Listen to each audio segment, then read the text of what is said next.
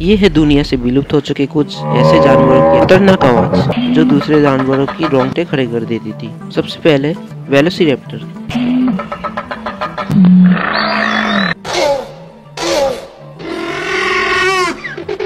क्रिप्टोसोरस।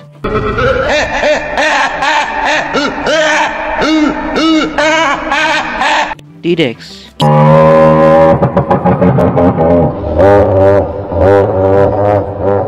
यूटोरैप्टर।